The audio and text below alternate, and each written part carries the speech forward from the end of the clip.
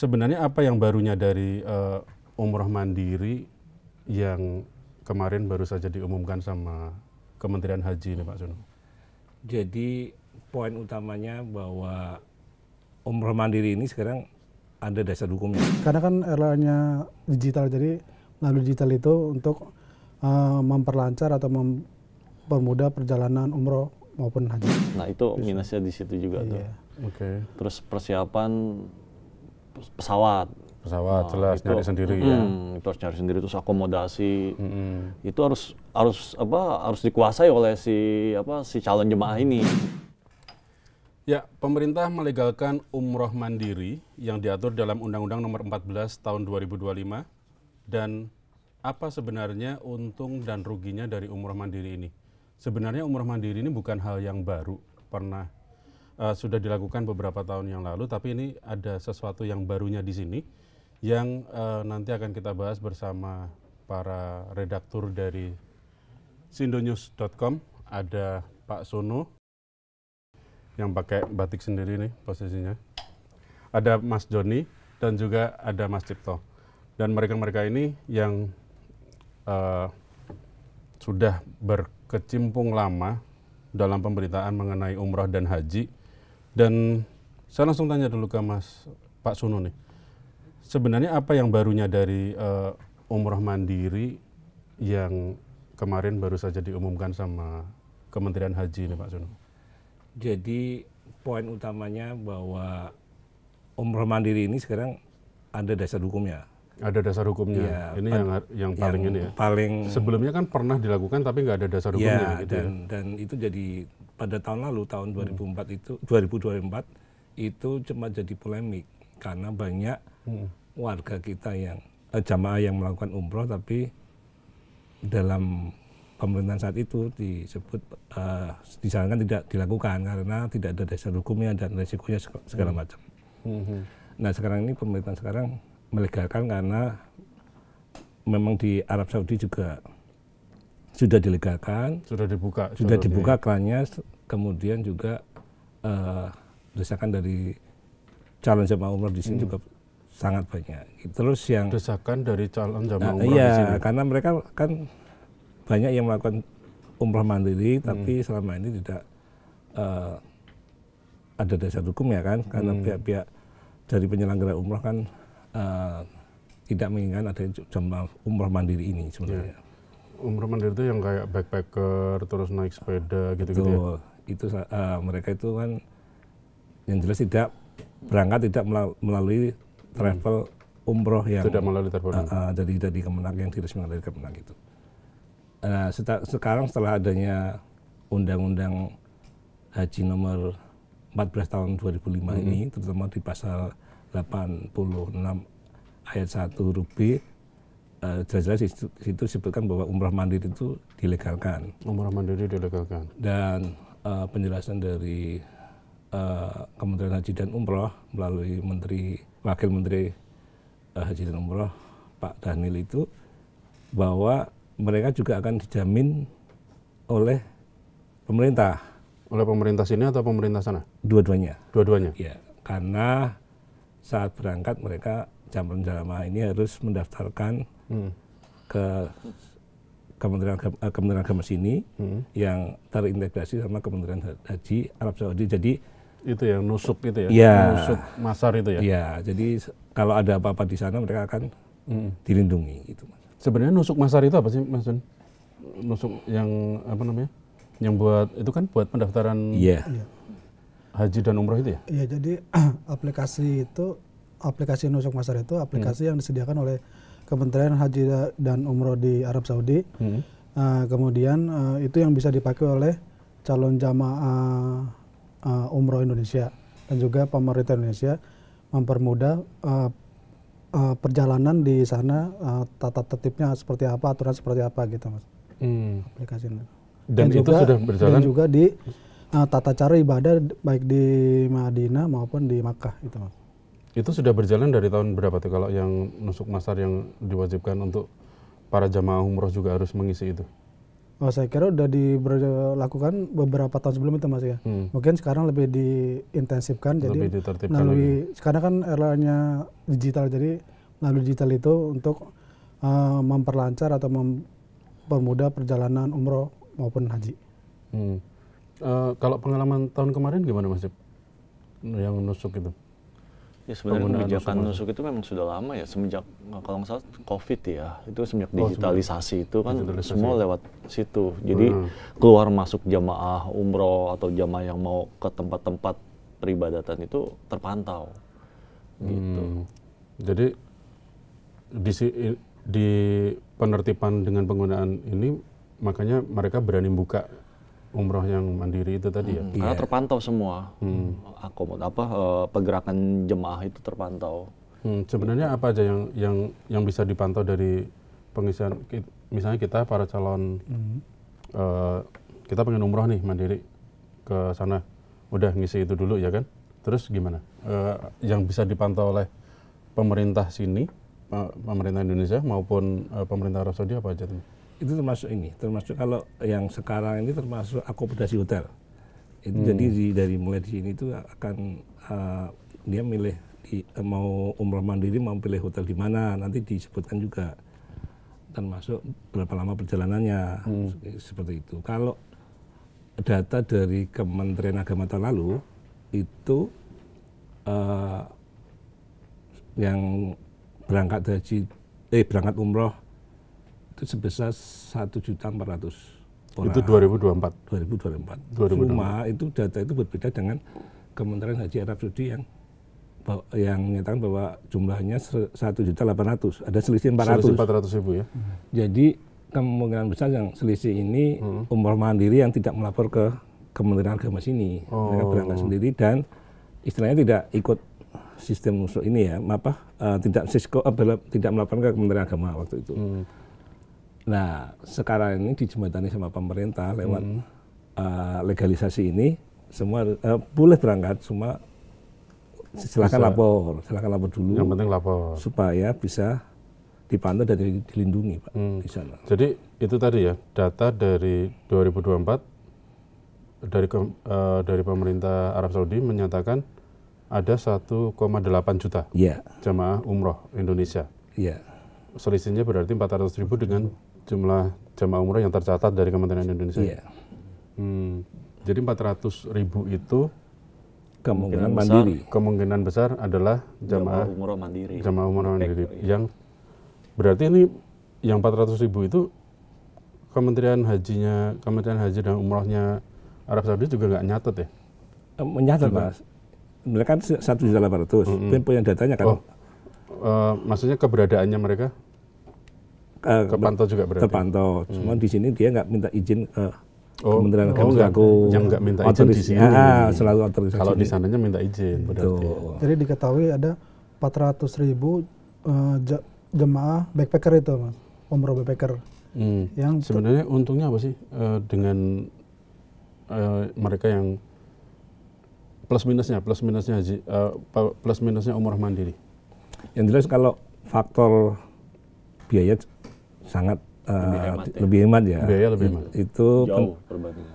Penuturan teman kemarin yang berangkat pas Ramadan tahun 2024, total dia selama 10 hari habis 19 juta. 19 juta? Iya, sementara ada plus nggak itu 19 juta? Enggak, itu low budget ya. Low budget 19 juta? Iya, dia pakai penerbangan yang murah dari sini, harus transit, nggak bisa direct langsung ke sana.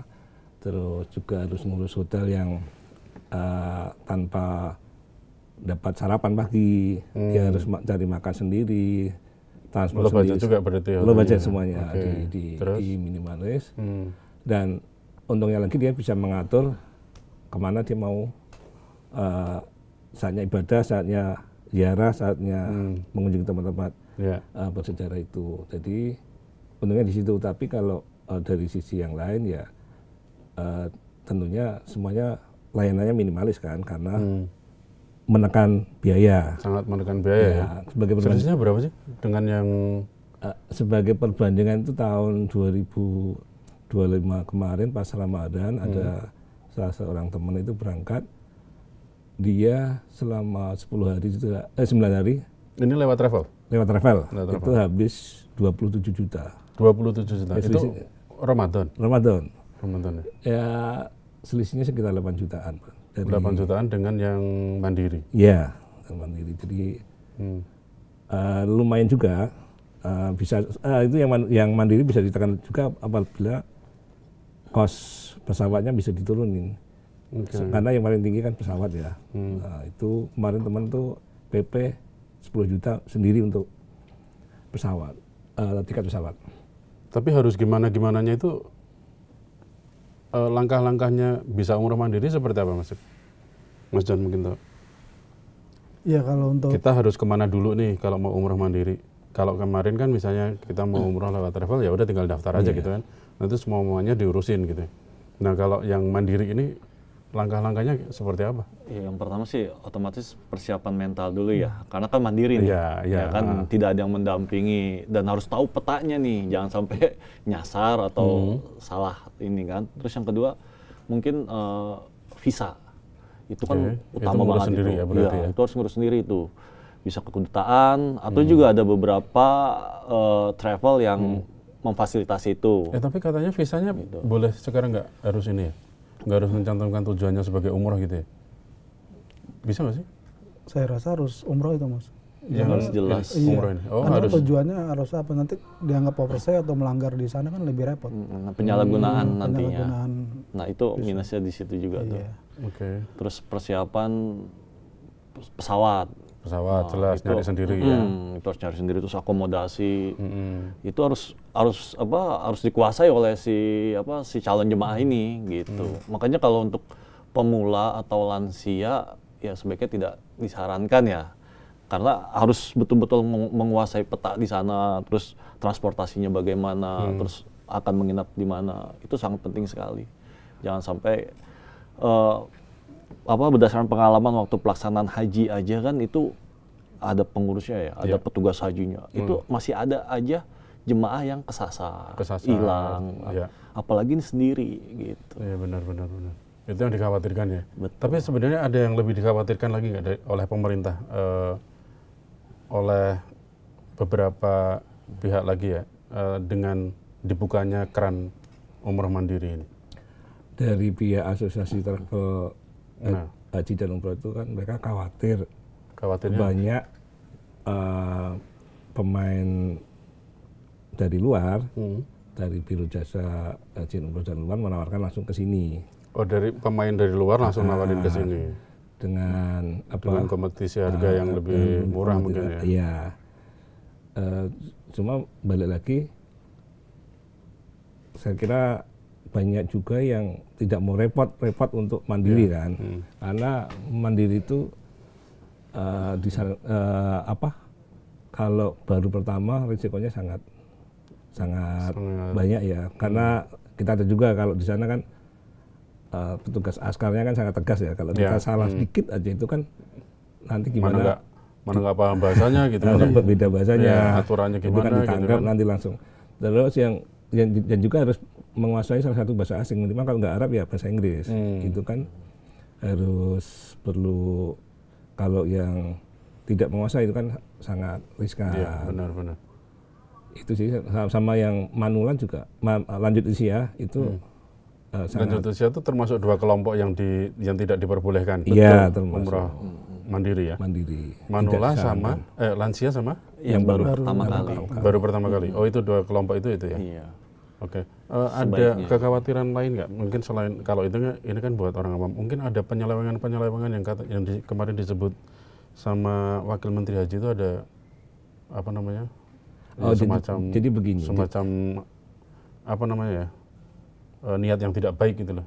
Itu apa yang dikhawatirkan dari situ? Kekhawatirannya itu nanti di situ karena ada pihak yang berusaha mengkoordinir dan mencari keuntungan dari umroh mandiri. Misalnya saya itu mengkoordinir beberapa orang, 10 orang katakanlah tuh. Ayo kita bareng-bareng umroh mandiri. Nanti akan fasilitasi segala macam. Nah itu tanpa ilegalitas dari. Itu bisa dilakukan ya? Bisa dilakukan. Bisa dilakukan. Soalnya itu tadi ya, kita perorangan. Berlindung di balik perorangan Ya, itu tadi, umroh mandiri. Oh itu yang dikhawatirkan itu. Ya, Tapi makanya- kira-kira modusnya seperti apa tuh kalau yang bisa kayak gitu?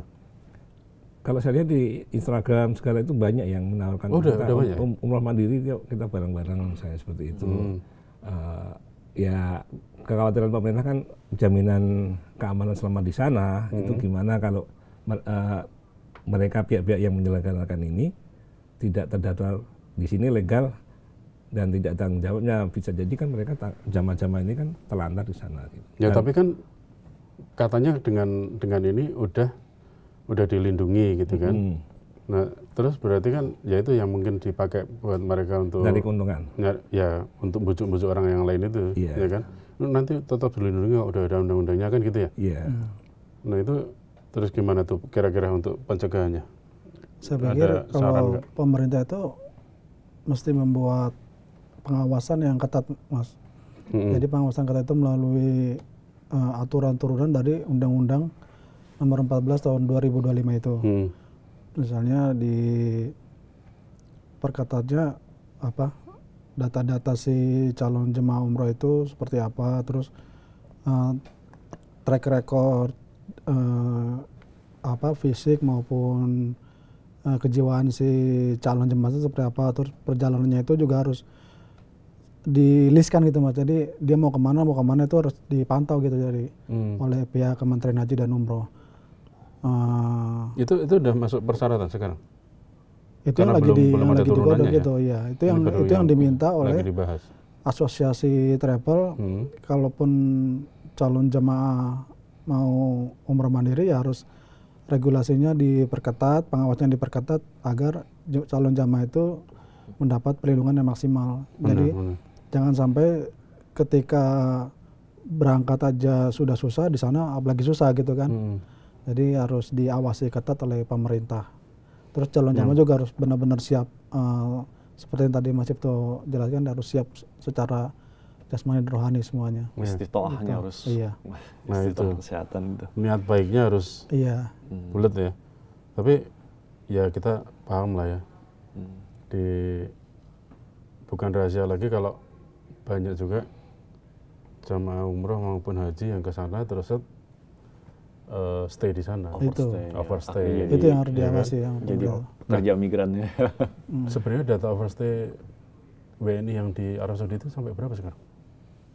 Dan itu mau gimana kan? Nah itu bahkan dulu sempat ada katanya ada perkampungan, satu tempat perkampungan itu orang-orang yang overstay di situ ada itu. Ya itu saya pernah ketemu itu sama titik itu Tapi dicegah. kan sampai saat ini masih sulit untuk ditertibkan. Ya. Ini ya apa namanya?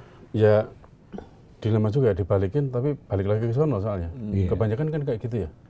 Iya. Bener, pernah dengar cerita-cerita itu nggak? Ya karena memang mungkin untuk mendapatkan penghasilan di sana lebih menjanjikan mungkin ya Mas.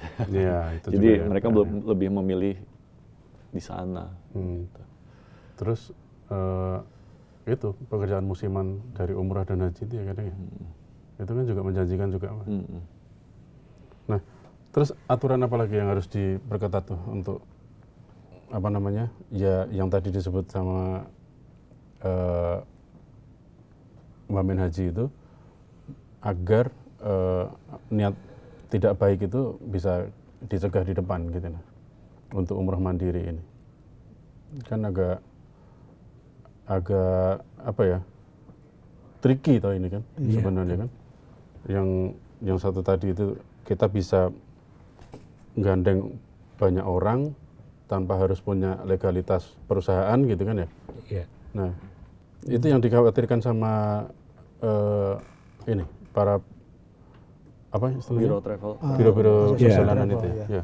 Apa yang dikhawatirkan Pak Sun? Jadi mereka khawatir akan menurunkan jamaah haji yang memakai biro travel reguler ya, yang jelas. Ya, Karena umroh maksudnya. maaf, jamaah umroh yang memakai Kalau haji kan udah ya lebih biro ketat. travel umroh yang reguler. Karena dengan dibukanya ini kan semakin booming nih orang-orang untuk menjalankan ibadah, meskipun kondisi ekonomi itu lagi nggak baik-baik saja misalnya seperti Ya. itu, cuma karena ini ibadah ya, jadi mereka akan tetap tetap banyak yang seperti ini ya, itu. banyak yang pengen juga ya.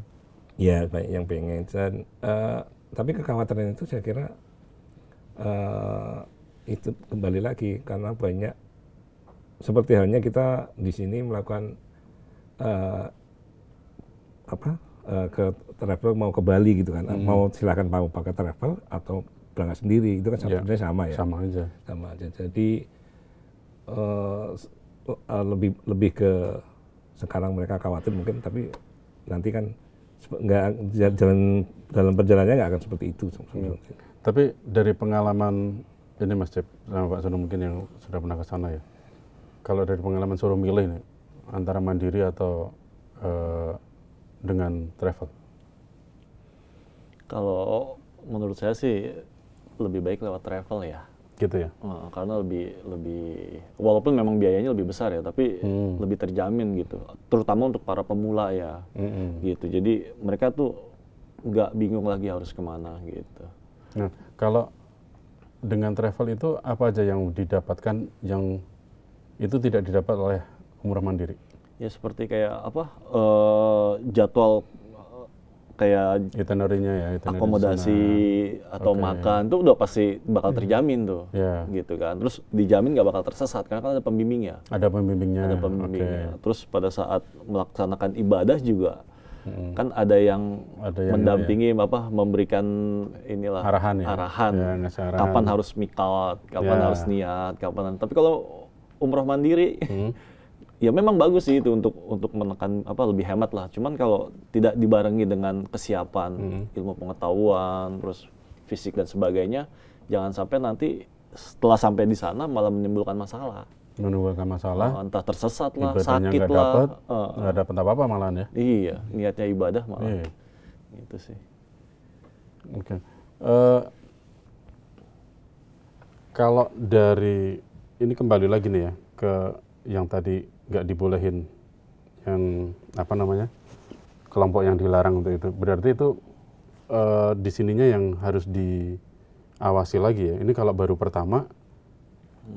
mau pertama ke sana berarti itu udah langsung diperketat gitu ya. Di-cut di sininya, nggak boleh gitu, nggak diizinkan atau visanya nggak dikeluarin gitu.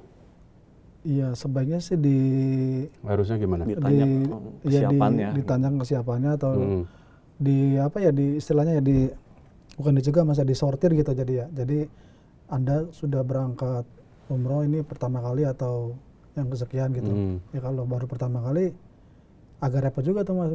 Tahu nggak jalannya di sana gitu. Tata tertibnya tahu nggak gitu sana kan.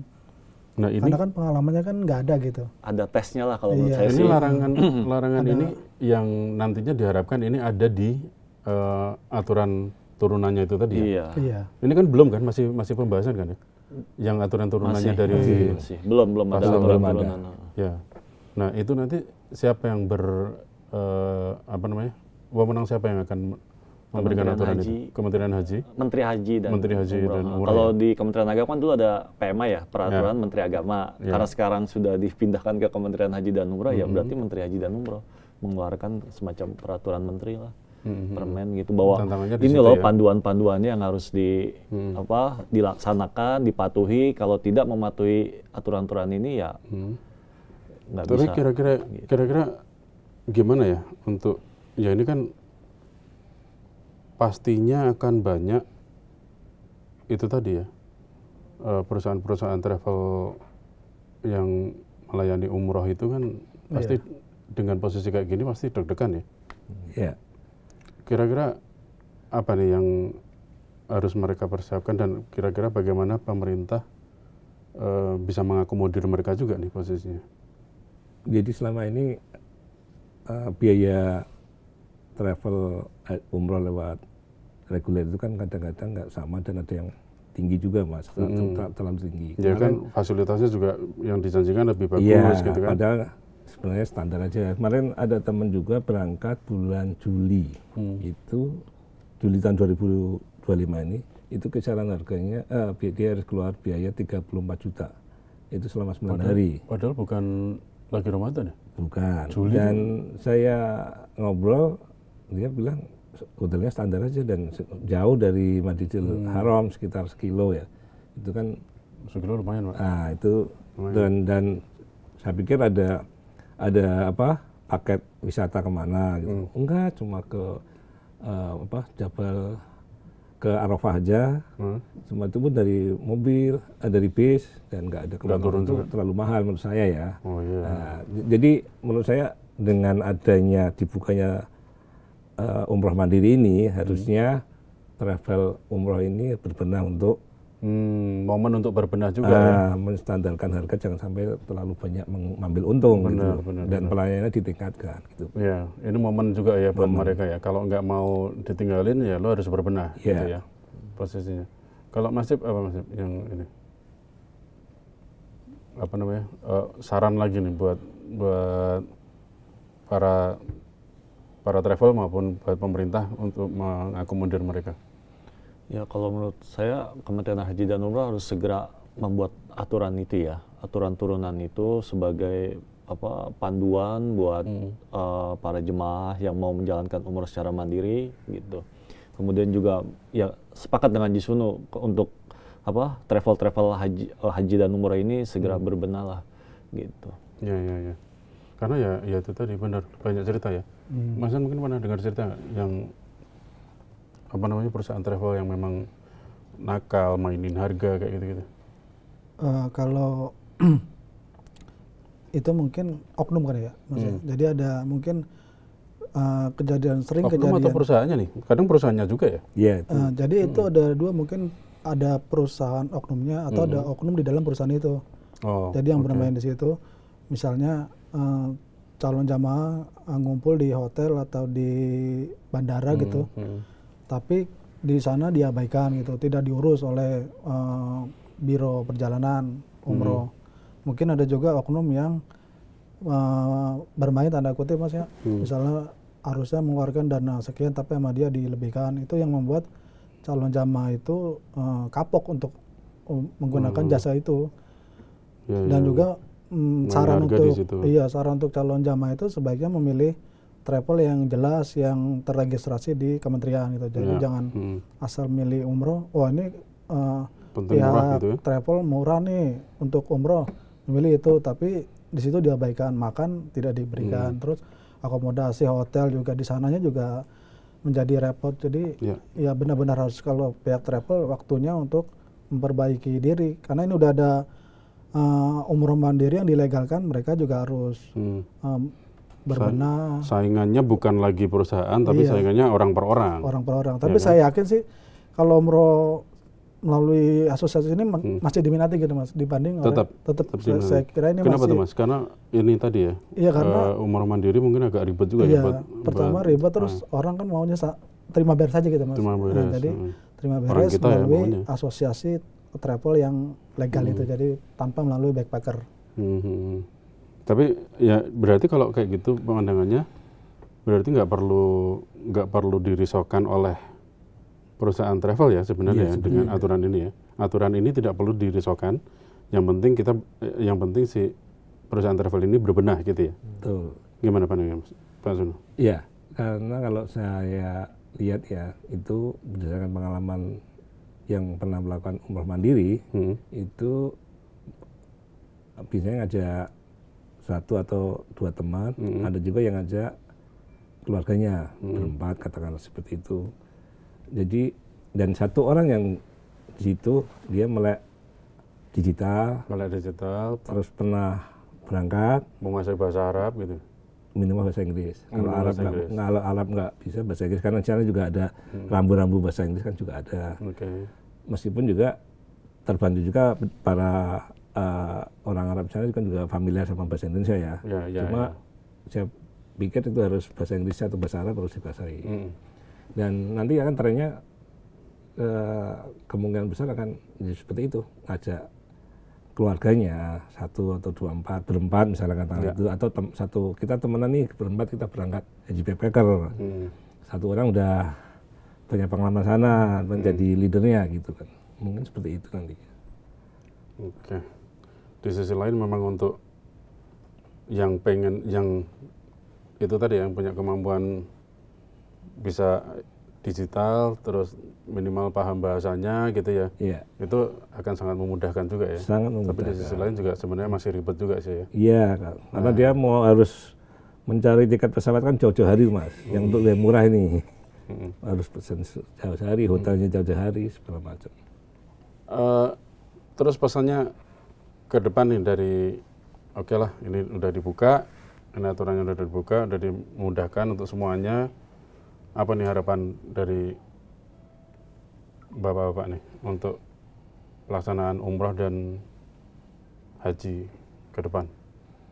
Kalau saya sih yang buat calon jemaah haji calon jemaah umroh mandiri ini mencari literasi bahwa di sana itu seperti apa gitu ya. Ya. Bahwa tata krama juga peraturan di sana itu yang harus kita laksanakan seperti apa. Misalnya di Raudhah nggak boleh ngambil foto sembarangan misalnya seperti itu. Itu kan harus kita pahami ya. Terus juga di Ka'bah itu kita nggak boleh pakai kamera yang besar. Itu nanti bisa ditangkap askar, atau kita juga nggak boleh menggoda lawan jenis di sana misalnya. Itu kan hal-hal yang harus kita pahami gitu loh.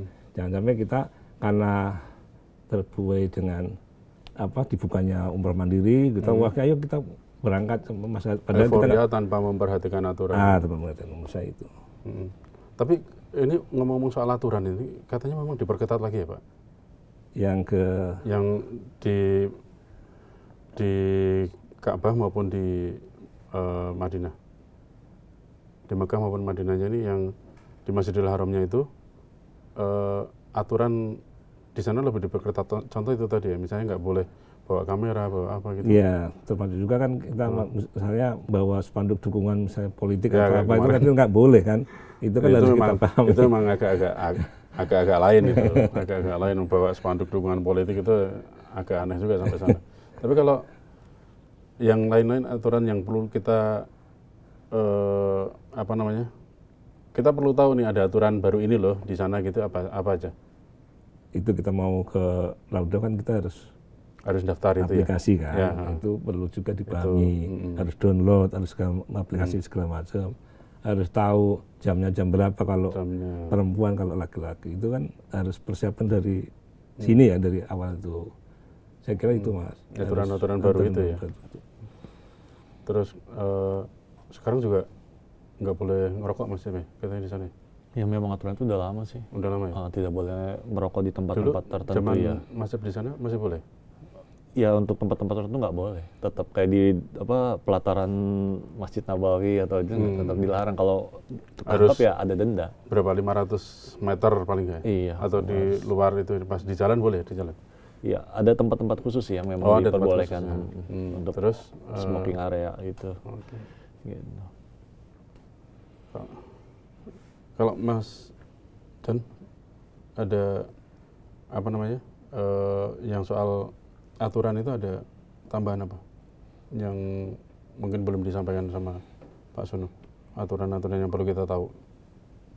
Kalau intinya sih antara pemerintah dan DPR harus menggodok suatu aturan untuk melindungi calon jamaah gitu Mas. Jadi rakyatnya diberi kemudahan dalam menjalankan ibadah gitu di sana. Terus dan juga tidak menyalahi aturan di negara lain gitu. Karena kan aturan di negara kita kan beda dengan negara di sana. Jadi harus dipahami juga aturan di sini Indonesia beda dengan aturan di Arab Saudi. Jadi rambu-rambu atau aturan seperti apa gitu ya. Kalau melalui biro asosiasi travel kan udah jelas itu Mas. Udah ada panduannya. Nah itu juga harus dijelaskan oleh calon jamaah itu, aturan apa yang boleh dilakukan dan yang dilarang oleh itu. Oke. Selain itu juga juga bagaimana tipsnya kita untuk tidak jadi korban penipuan juga di sana ya. Benar. Pernah ada pengalaman-pengalaman itu, mungkin cerita dari teman-teman gitu? Ya waktu meskipun di Arab kan bukan berarti nggak ada penipuan di sana kan? Betul. Waktu itu saya di Masjid Nabawi Mas, itu kita lagi ibadah mau sholat subuh gitu, tiba-tiba ada anak muda dari Pakistan tuh, laki-laki yang pakai bahasa Inggris. Dia bilang, saya lagi kuliah sini, saya lagi mau ke Mekah, lagi kurang uang, mohon bantuannya, bla bla bla. Tapi kita kan dari awal kita udah siap-siap banyak penipuan ini gitu ya. Kita nggak memberikan maaf, kita nggak bisa memberikan bantuan gitu. Nah ternyata habis kita tolak, dia pergi ke depan ke jamaah lagi, ke jamaah yang lain itu melakukan hal yang sama. Berarti dengan cerita yang sama. Ya, dengan cerita itu kan kemungkinan besar penipu ya. Itu harus kita waspadai, dan bukan berarti kita harus di sana terus kita harus berprasangka buruk terus, tapi waspada penting. Waspada penting, saya pikir gitu. Iya. Oke. Itu tadi perbincangan kita di Sindoskop pada hari ini. Dan sampai ketemu lagi di Sindoskop berikutnya dengan bahasan yang tidak kalah menarik. Dan jangan lupa untuk subscribe dan juga komentar tentang apa yang sudah kita bicarakan di channel ini. Terima kasih. Assalamualaikum warahmatullahi wabarakatuh. Waalaikumsalam warahmatullahi wabarakatuh.